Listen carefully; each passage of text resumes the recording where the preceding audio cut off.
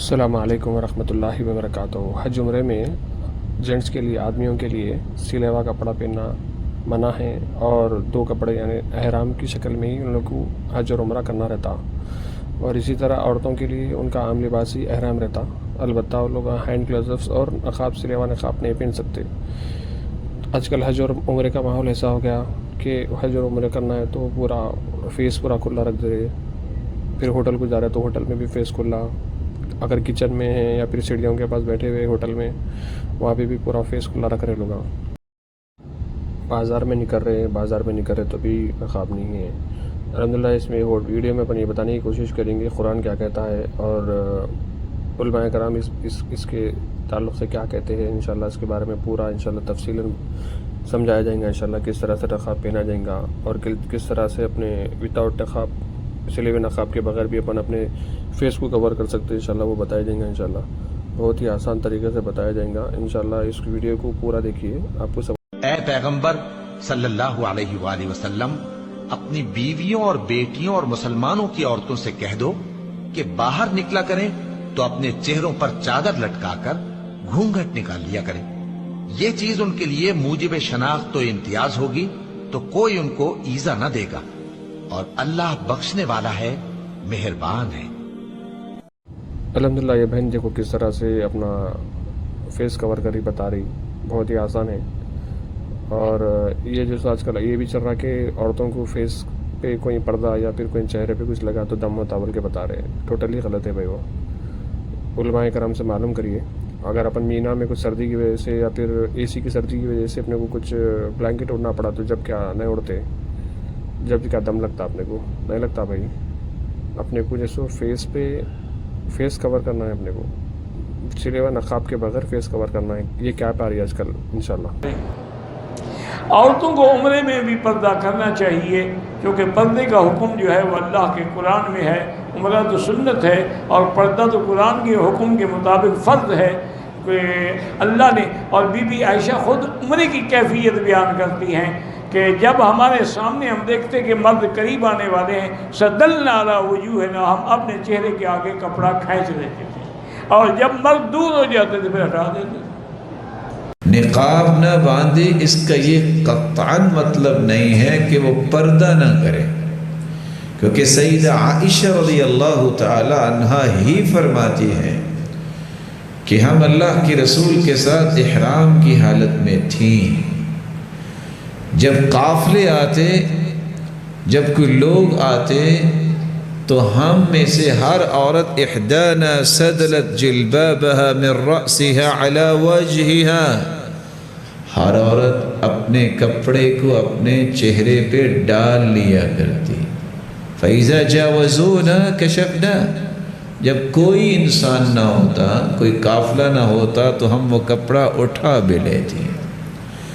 اس سے پتہ یہ چلا کہ سیدہ عائشہ نے جو بات کہی ہے اس کا معنی پردہ نہ کرنا نہیں ہے، پردہ کرنا ہے، صرف نقاب نہیں باندھنا۔ عورتوں کے احرام کے لیے کوئی مخصوص لباس نہیں، بلکہ ان کا احرام وہی لباس ہے جو عام طور پر وہ پہنتی ہیں۔ بخاری کی کتاب الحج باب 23 قبل الحدیث 1545 پہ اس کا تذکرہ ہے۔ دوسری چیز ہے، احرام میں نقاب اور دستانے پہننے سے منع کیا گیا ہے، لیکن اس میں خاص بات یہ ہے کہ یہ دیکھیں نقاب کیا ہے۔ نقاب سے مراد وہ سلا ہوا مخصوص کپڑا ہے جو پردہ کرنے کے لیے بنایا جاتا ہے۔ اس نقاب سے مراد یہ ہے کہ سٹیچڈ کپڑا نہیں لیا جائے گا۔ ہم دیکھیں گے کہ رسول اللہ صلی اللہ علیہ وسلم کی سنت سے خواتین کا کون سا احرام، کون سا نقاب ناجائز ہے اور کس طرح سے خواتین اپنا چہرہ ڈھانپیں گی۔ اگلی بات یہ ہے، نقاب نہ پہننے کا مطلب یہ نہیں ہے کہ احرام والی عورت غیر محرم مردوں سے چہرہ نہیں چھپائے گی، اسے اپنی چادر کے ساتھ غیر محرموں سے اپنا چہرہ چھپانا چاہیے۔ ابو داؤد کی روایت 1833 سے پتہ چلتا ہے۔ جیسے میرے اوپر سکارف ہے، لیکن یہ چونکہ سکارف ہے میں آگے کروں گی، پیچھے والا حصہ جو ہے وہ ننگا ہو جائے گا، لیکن اگر ہم یہ زیوم کریں کہ چادر کا، بڑی چادر کا کچھ حصہ ہے اور اسے یوں ڈال لیا جائے چہرے پہ، یہ چہرے پہ ڈالا جائے، یہ سٹچڈ کلوتھ نہیں ہے۔ دوسری صورت یہ ہے کہ آپ اپنے ہاتھ سے اپنی چادر کو یوں چہرے پہ لے سکتے ہیں، جیسے یوں۔ یہ نقاب نہیں ہے، اسے نقاب نہیں کہا جاتا۔ جب آپ اسے یوں ڈالتے ہیں، سٹچڈ کلوتھ کو عربی زبان میں نقاب کہتے ہیں۔ تو نقاب لینے کی ممانعت ہے۔ حضرت عائشہ صدیقہ فرماتی ہیں کہ حج کے دنوں میں جب ہم احرام باندھتے تھے تو ہم اپنا چہرہ کھلا رکھتے تھے، جو ہی کسی مرد کا سامنا ہوتا ہم فوراً اپنے آپ کو چادر سے ڈھانپ لیتے تھے۔ یعنی حضرت عائشہ کا چہرہ حج کے دوران کسی مرد نے نہیں دیکھا۔ یہ رسول اللہ صلی اللہ علیہ وسلم کے طریقے سے ثابت ہے۔ ہمارے یہاں علماء کو یہ غلط فہمی ہوئی، کافی علماء کو، سب کو نہیں، کہ نقاب لینا منع ہے تو گویا عورت کے لیے چہرہ اوپن کرنا ضروری ہے۔ نقاب لینے کی ممانعت میں کئی اور حکمتیں آ جاتی ہیں۔ اس میں جیسے بعض اوقات نقاب اتنے ٹائٹ ہوتے ہیں، اتنے رش میں بہت زیادہ مشکل ہو جاتی ہے، اور بھی بہت سارے مسائل ہو سکتے ہیں۔ اب آپ دیکھیے کہ ایک بند نقاب میں، سٹچڈ کلوتھ میں، جیسے عربوں کے یہاں لیا جاتا ہے تو چہرے کو اسے فلی باندھ لیا جاتا ہے پہلے نیچے سے، تو اس میں آپ دیکھیے کہ یوں جیسے نقاب اوپر سے آپ نے لیا، اب چہرے کے لیے کوئی مسئلہ نہیں ہے، یعنی ہوا کے آمد و رفت میں کوئی مسائل نہیں ہے۔ تو یہ یعنی حج کے دوران اس طرح سے چہرے کو ڈھانپا جائے گا۔ اور اگر یعنی اس میں کوئی مشکل ہو، کوئی بھی اور چیز اس مقصد کے لیے یوز کی جا سکتی ہے جسے نقاب نہیں کہتے۔ مثال کے طور پر جیسے عام طور پر خواتین پوچھتی ہیں کیا حج کے دوران ہم اپنی حفاظت کے لیے ماسک لے سکتے ہیں، جبکہ ہمیں نقاب لینے کے لیے منع کیا گیا۔ ماسک لیا جا سکتا ہے۔ اب آپ دیکھیے کہ ماسک کو بھلا کوئی نقاب کہہ سکتا ہے؟ وہ تو مرد بھی لیتے ہیں، تو کیا مردوں نے بھی نقاب لے لیا؟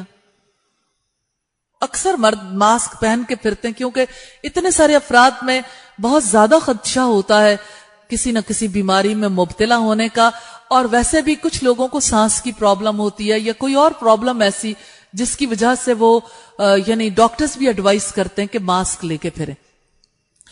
تو آپ یہ دیکھیے کہ اگر مرد لے تو اسے نقاب نہیں کہتے، عورت لے تو نقاب کیسے ہو گیا؟